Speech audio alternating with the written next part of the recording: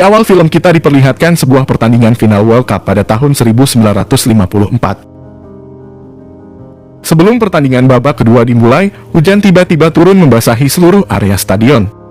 Lalu seorang pembuat sepatu bernama Adi menuju ke ruang ganti pemain untuk memberitahu pelatih dan para pemain bahwa di lapangan hujan telah mulai turun.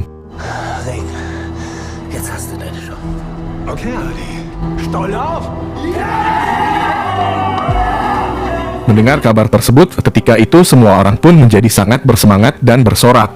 Sebab mereka sangat yakin akan lebih mudah jika bermain dalam kondisi lapangan yang basah. Untuk itu, pelatih menyuruh Adi mengganti pul sepatu yang lebih panjang untuk semua sepatu pemain tim Jerman saat itu. Perubahan pul sepatu itu diharapkan bisa mempermudah gerakan para pemain di lapangan yang basah. Cerita film selanjutnya membawa kita ke zaman beberapa tahun sebelumnya, yakni tepatnya di tahun 1924. Di mana diperlihatkan Adi sedang fokus membuat sebuah sepatu pertamanya. Setelah sepatu itu jadi, Adi pun langsung mencobanya dengan berlari di sepanjang lapangan dan di jalan. Dia ingin menguji seberapa kuat dan nyaman sepatu buatannya itu. Saat Adi masih berlari, lalu tiba-tiba datanglah kakaknya bernama Rudi menghampirinya menggunakan mobil. Rudi lalu meminta Adi untuk naik di mobilnya karena dia ingin mengajak Adi ke kantornya. Setiba di kantornya, Rudi pun meninggalkan Adi di mobil. Namun dia menyarankan sebaiknya Adi pulang sendiri dengan jalan kaki daripada dia menunggu Rudi yang akan pulang pukul 5 sore. Setelah Rudi menuju ke dalam kantornya, lalu terlintas ide dari Adi untuk membuka mesin mobil kakaknya. Dia kemudian mengambil tali fan belt mesin mobil tersebut dan membawanya pulang tanpa sepengetahuan Rudi. Adi kemudian menggunakan tali fan belt mobil Rudi tersebut sebagai penggerak mesin dinamo untuk menyalakan lampu yang telah dia rancang. Alhasil karya lampu bertenaga listrik dinamo yang dibuat Adi pun berhasil. Lampu karya Adi itu pun menyala dan bisa menerangi bengkel yang dulunya merupakan bekas tempat laundry milik ibunya. Dan itu juga membuat Adi sangat senang dengan penemuannya itu. Namun tiba-tiba Rudi datang di bengkel itu dan memarahi Adi. Rudi lalu meminta tali fan belt mesin mobilnya yang dipakai oleh Adi tersebut dikembalikan. Seketika itu juga Rudi tidak dapat menahan amarahnya hingga hampir saja memukul Adi. Adi lalu menebak mungkin saat itu Rudi sedang mendapat masalah di kantornya sehingga dia cenderung cepat marah. Dan ternyata tebakan Adi itu pun benar, Rudi ternyata telah membuat kekacauan di kantornya sehingga dia pun dipecat. Semua kemarahannya itu lalu dilampiaskan pada Adi. Bahkan dia sendiri mengatakan bahwa Adi adalah orang aneh yang bisanya hanya membuat sepatu, seperti yang dikatakan oleh orang kepadanya. Rudi lalu membanting sepatu karya Adi dan lekas pergi meninggalkan bengkel Adi tersebut. Adi yang memiliki sifat tenang hanya diam dan mengambil sepatu buatannya itu sambil bergumam, bahwa jika suatu saat nanti dia akan menunjukkan keberhasilannya.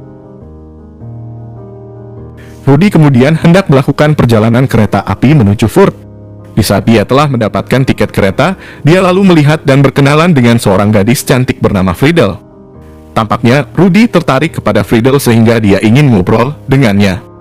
Tapi di saat itu juga datanglah teman Rudi yang bernama Garber. Ia adalah seorang yang bermulut besar dan sombong, juga suka menjelek-jelekkan orang lain di tempat umum. Di depan para wanita itu, Garber dengan sengaja mengejek Rudi yang baru saja dipecat dari kantornya. Rudi yang tidak terima dengan apa yang dikatakan Garber, dia pun langsung memukulnya tanpa ampun, namun sayangnya Garber tidak sendiri. Sehingga situasi kemudian berbalik, justru Rudi yang akhirnya dikerojok oleh Garber dan teman-temannya. Untungnya petugas keamanan bisa melerai mereka saat itu juga.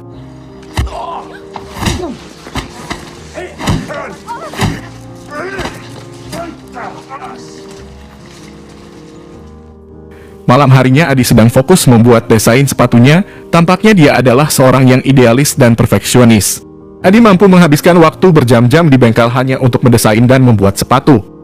Dia sangat tekun melakukan hal itu secara terus-menerus, meskipun dia menyadari bahwa hal tersebut tidak menjamin dirinya akan dapat menghasilkan uang.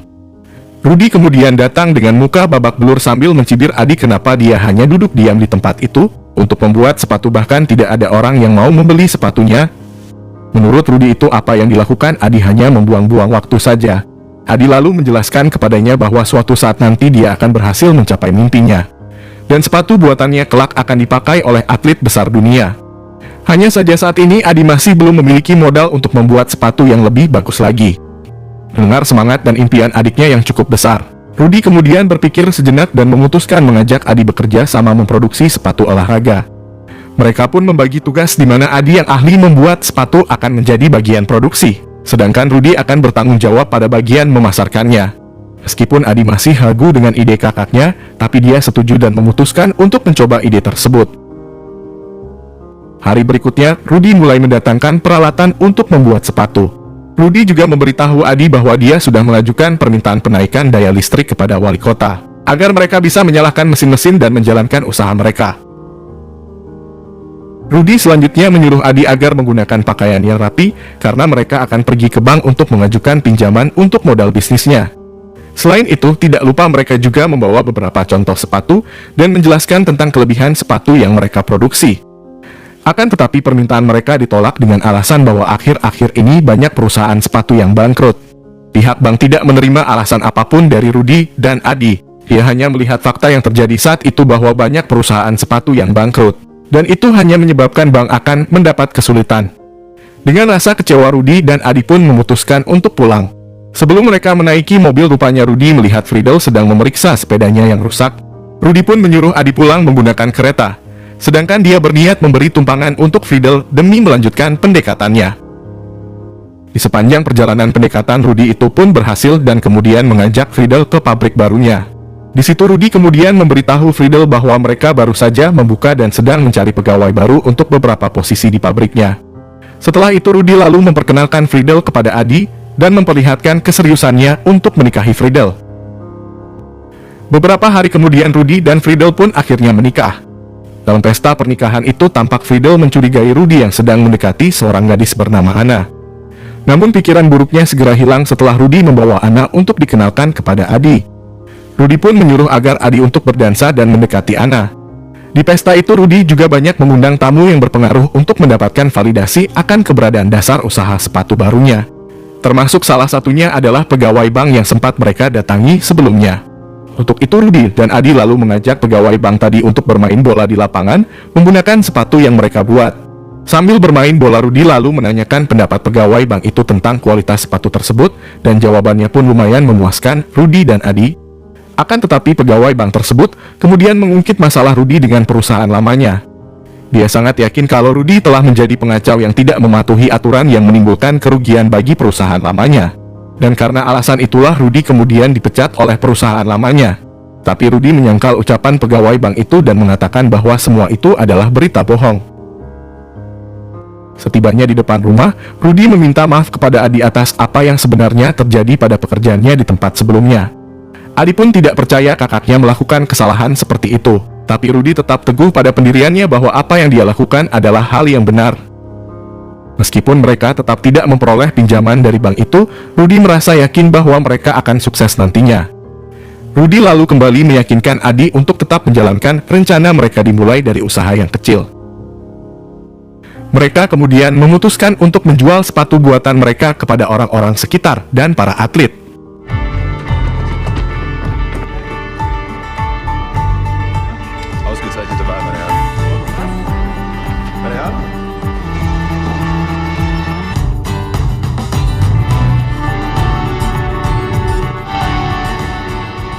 Alhasil produk sepatu mereka pun terjual mencapai 273 pasang sepatu. Dan itu semua adalah berkat keterampilan Rudy di bidang marketing. Sejak saat itu Rudy dan Adi mulai merekrut pegawai-pegawai yang mereka butuhkan dengan uang yang telah mereka hasilkan. Di tengah-tengah usaha mereka yang mulai maju, Rudy kemudian mendapatkan laporan bahwa banyak telepon yang masuk dari pembeli yang komplain. Mereka ingin mengembalikan sepatu yang dibelinya kebanyakan yang rusak. Mendengar hal itu Rudy tampak sangat marah.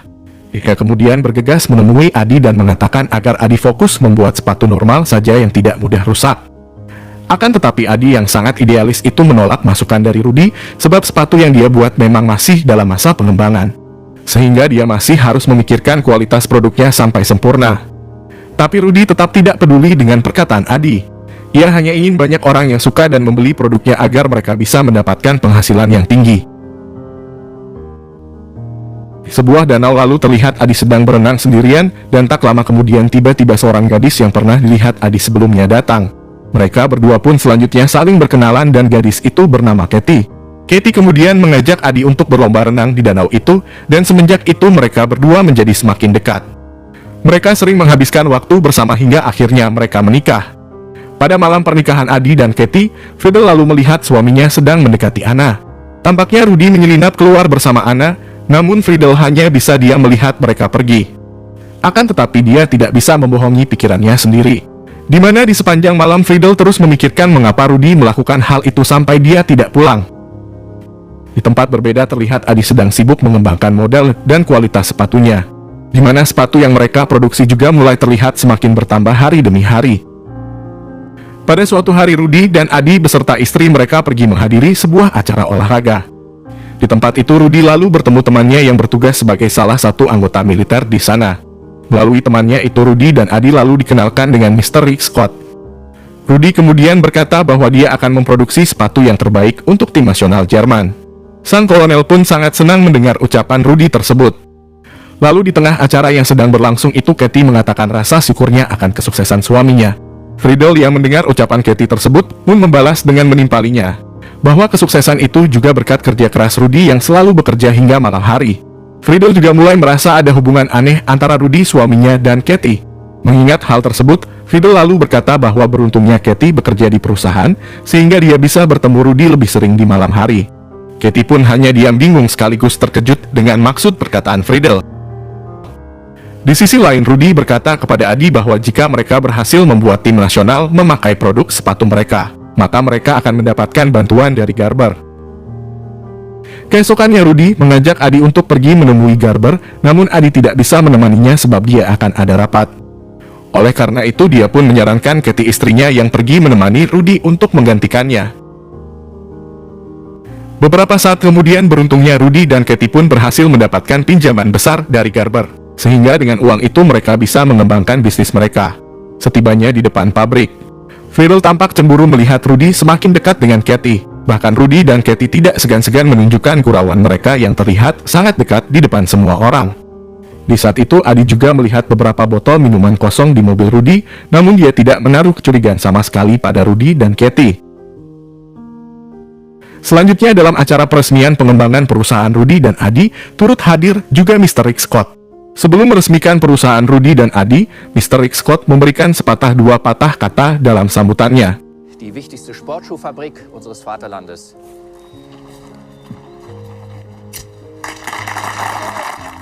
Setelah acara peresmian tersebut, Katie memiliki ide mengundang Mr. Rick Scott untuk makan malam di rumah mereka.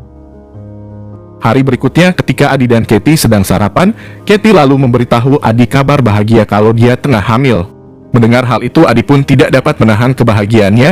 Dia bergegas langsung memberitahu Rudy dan Friedel kabar bahagia tersebut. Tampaknya Rudy dan Friedel tidak terlalu bahagia mendengar kabar tersebut.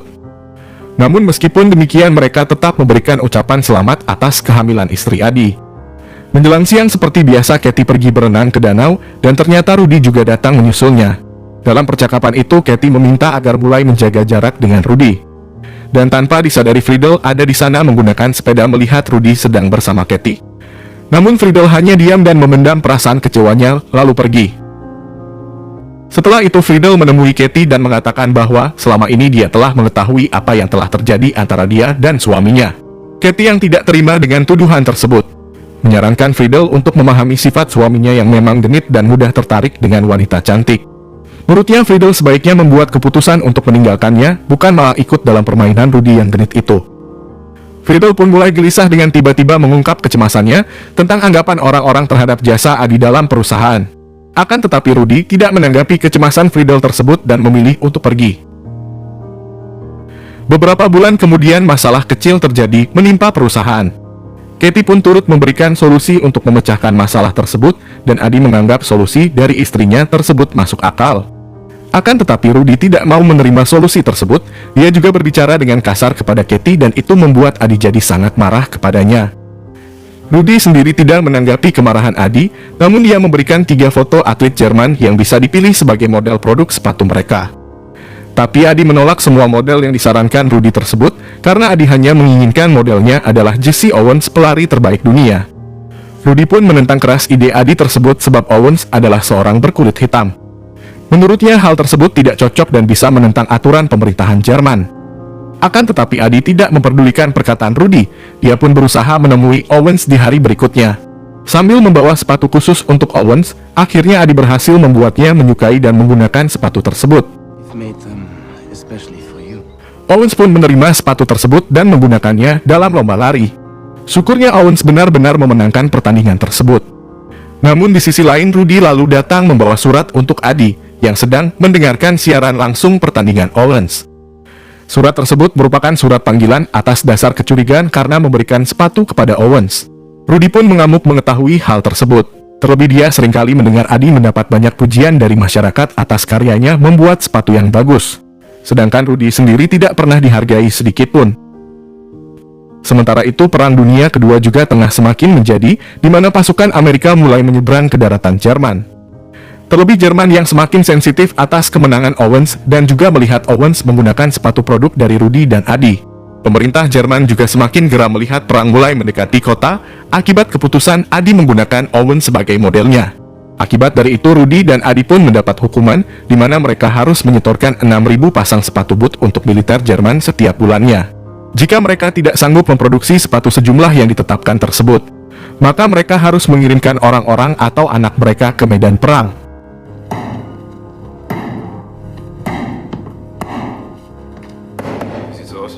Wir hatten Schwierigkeiten mit der Sohle. Ist gute Arbeit, Pulli nochmal drüber, dann bring's mir. Beberapa bulan kemudian masalah semakin bermunculan, di mana sepatu boot yang dijatahkan untuk militer ternyata tidak memenuhi kriteria militer Jerman. Akibatnya Rudy terpaksa menerima konsekuensinya, yakni dia bersama dua keponakannya harus dikirim ke medan perang. Sedangkan Adi mendapatkan surat dispensasi, sehingga dia tidak perlu ikut ke medan perang. Situasi Perang Dunia Kedua yang terjadi dalam beberapa tahun berdampak buruk terhadap bisnis sepatu Adi. Perusahaan sepatu Adi pun dilarang untuk memproduksi lagi sepatu, sebab pemerintah Jerman memaksa Adi untuk mengalih fungsi perusahaannya memproduksi peralatan perang. Beberapa tahun kemudian, tepatnya di tahun 1945, Rudy berhasil pulang dengan selamat tanpa kedua keponakannya yang gugur di medan perang. Tampak semua orang pun kecewa kepada Rudy karena hanya dia yang berhasil hidup seorang diri. Sementara pasukan Amerika telah mulai memasuki dan menguasai kota tempat tinggal Adi. Militer Amerika tersebut kemudian mendatangi pabrik sepatu milik Adi dan hendak meruntuhkannya. Namun Adi dan istrinya berhasil menahan mereka dan menunjukkan bahwa mereka mampu memberikan mereka sepatu. Adi dan Katie juga meyakinkan militer Amerika itu dengan memberitahu kalau mereka pernah memberikan hadiah sepatu, sekaligus menjadi sponsor bagi Owens, atlet kebanggaan Amerika tersebut. Katie mengatakan bahwa berkat sepatu buatan suaminya membuat Owens menang dalam lomba. Akhirnya atas alasan itu, Adi dan keluarganya beserta pabriknya pun selamat dari serangan Amerika. Namun mereka harus berbagi tempat tinggal bersama tentara militer Amerika di rumahnya. Setelah Rudy kembali ke rumah dan tinggal bersama Adi, perselisihan pun makin hari makin sering terjadi. Bahkan Rudy sendiri berkata bahwa sebaiknya dia pergi meninggalkan semuanya agar Adi bisa menguasai semuanya. Namun Adi tentu saja tidak mungkin akan melakukan hal tersebut. Rudy kemudian dipanggil untuk memenuhi panggilan militer Jerman dan disusul oleh Adi. Mereka dicurigai oleh militer Jerman sebagai anggota politik yang berbahaya saat itu. Namun Rudy dan Adi menyangkal segala tuduhan yang memberatkan mereka tersebut. Setelah menyampaikan argumen, akhirnya mereka berdua pun dibebaskan dari segala hukuman dan dinyatakan tidak bersalah. Hari demi hari perselisihan dan perdebatan antara Rudy dan Adi pun tak kunjung mereda. Tidak hanya Rudy dan Adi, pertengkaran juga terjadi di antara istri mereka. Sampai akhirnya Friedel yang sudah tidak tahan lagi kemudian mengatakan bahwa salah satu putra Adi bernama Horst sebenarnya adalah putra hasil perselingkuhan Rudy dan Katie, istrinya Adi. Mendengar hal itu, Adi pun tampak sangat kecewa dan marah kepada istrinya. Tapi Katie menentang tuduhan itu dan berusaha menjelaskan kepada Adi bahwa semua yang dikatakan Friedel itu bohong. Namun Adi tidak memperdulikan Katie lagi. Setelah itu Adi dan Rudy memutuskan akan memecah perusahaan sepatu menjadi dua, dan para pekerjanya pun dibebaskan untuk memilih bekerja kepada siapapun yang mereka mau, baik Rudy atau Adi. Usai memecah perusahaan, kini Rudy dan Adi memiliki nama masing-masing yang berbeda, di mana perusahaan Adi bernama Adidas yang diambil dari namanya sendiri. Sedangkan perusahaan Rudy diberi nama Puma, sebab nama Puma mengingatkan masa lalu Rudy yang selalu mengacau di perusahaan. Meskipun perusahaan mereka telah terpecah, tapi bukan berarti kehidupan berjalan lancar dan saling beriringan. Pertikaian dan pertengkaran kembali terjadi sebenarnya dimulai ketika semua tenaga produksi memilih untuk bergabung bersama Adi, sedangkan para sales memilih untuk bekerja bersama Rudy. Hal tersebut membuat Adidas kesulitan memasarkan produk mereka, dan sebaliknya Rudy juga kesulitan untuk mengembangkan produk yang berkualitas. Persaingan antar dua merek sepatu itu pun semakin merebak hingga kepada para pegawainya yang sering bertengkar, sehingga mereka harus terbiasa menghindari interaksi antar dua kubu merek sepatu tersebut. Bahkan permusuhan tersebut banyak dijuluki sebagai perang antara Jerman Timur dan Jerman Utara. Hari demi hari pertarungan antara Adidas dan Puma berlangsung semakin sengit. Singkat cerita diperlihatkan bahwa Puma dengan kemampuan marketingnya yang lebih handal, mampu mengalahkan Adidas dalam menguasai klub-klub sepak bola Jerman. Sampai akhirnya Rudy mendapat kesempatan untuk bekerja sama dengan pelatih tim nasional sepak bola Jerman untuk menyediakan sepatu bagi para pemainnya. Akan tetapi kesempatan itu disia-siakan oleh Rudy dengan bersikap lebih sombong kepada pelatih timnas Jerman. Rudy menganggap kalau timnas Jerman tidak pernah bisa menang melawan Hungaria, sehingga dia pun meragukannya dan tidak mau nama baik merek sepatunya juga ikut jatuh kalau Jerman kalah lagi. Pelatih timnas Jerman yang menerima penolakan dari Rudy lantas putar otak untuk mencari produsen sepatu lain untuk pemainnya. Akhirnya dia mendatangi Adi dan memutuskan untuk bekerja sama dengan Adidas, yang mana Adidas memiliki kualitas sepatu olahraga yang lebih baik daripada Puma pada kala itu. Hingga waktu pertandingan telah tiba, tampaknya nasib baik berpihak pada tim nasional Jerman dan Adidas. Seketika sebelum pertandingan babak kedua dimulai, hujan kemudian turun cukup deras. Dengan sigap dan penuh semangat, Adi memasang pool pada sepatu tiap pemain yang lebih tinggi dari sebelumnya, agar bisa meningkatkan performa permainan para pemain timnas Jerman. Ternyata benar saja hal tersebut membantu timnas Jerman mendapatkan kemenangan pada pertandingan final World Cup saat itu.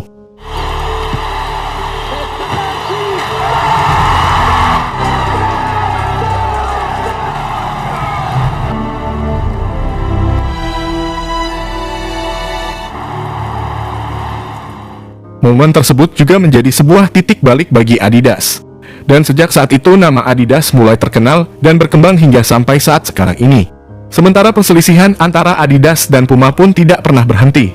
Mereka terus saling berselisih dan berlomba-lomba untuk meningkatkan kualitas masing-masing produk sepatu mereka, hingga mereka masuk ke daftar perusahaan sepatu terbaik di dunia.